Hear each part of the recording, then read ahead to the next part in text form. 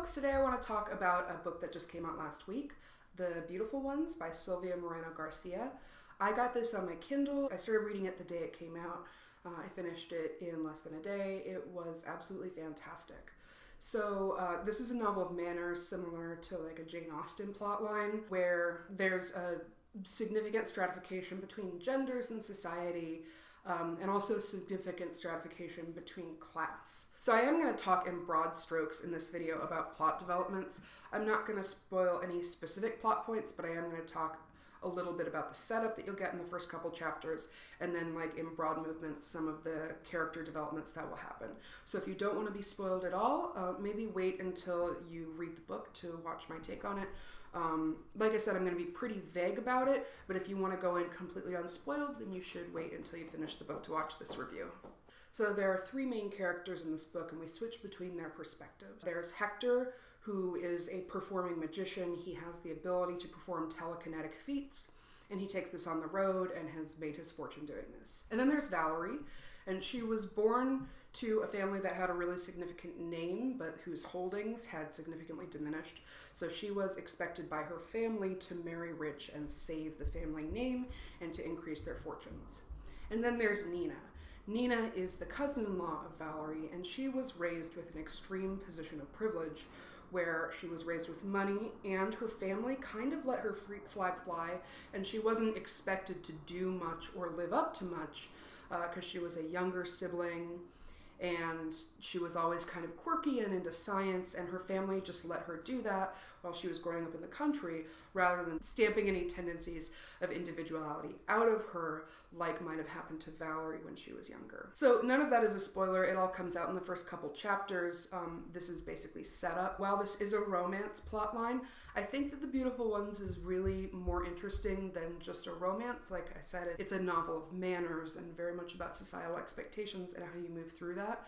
And one of the things that I found the most interesting and really impressive about this book is we travel between all of the points of view of these three different main characters, and I feel like they have character transformations that are incredibly earned, and you can even pinpoint specific points in the novel where especially Hector faces a change of heart and his behavior changes, and you can really figure out the moment where he starts to have a shift in perspective, and it feels absolutely earned and authentic to the circumstance that's happening in the novel. So maybe I'm giving a little bit of a short shrift to romance by calling this not a romance novel, but I tend not to read a whole lot of romance, and especially not period romance.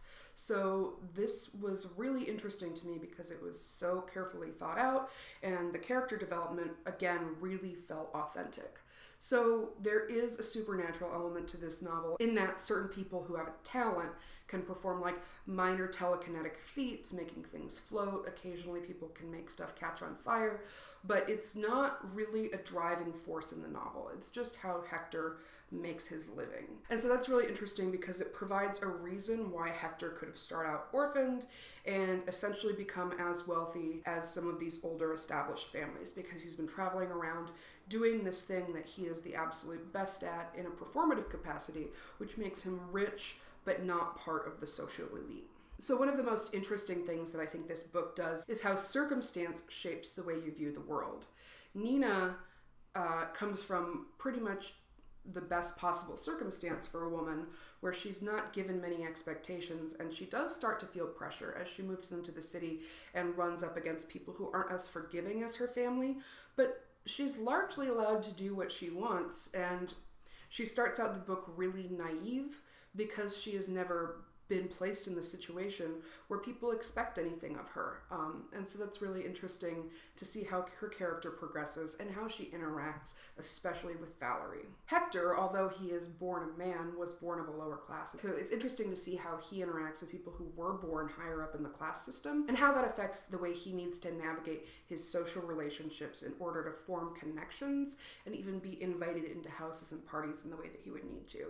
But I think the star of this book is really Valerie. Valerie is by turns a sympathetic and also a really awful character. She does some absolutely terrible things, and her personality hardens as the book goes on in a way that's really fascinating and heartbreaking to watch. One of the things I think that sets The Beautiful Ones, apart from some other novels I've read in a similar vein, is you do get to see inside of Valerie's head, and even though you can tell she's making what might be an objectively wrong decision, you know exactly why she's doing it, and it's heartbreaking to see her sabotage herself and everyone around her constantly because she can't get out of this vicious cycle of the way that she feels that social mores are just absolutely banging down on her and destroying her entire life. Valerie made a choice when she was younger to give up pursuing a passion and instead doing what her family expects of her and what society expects of her.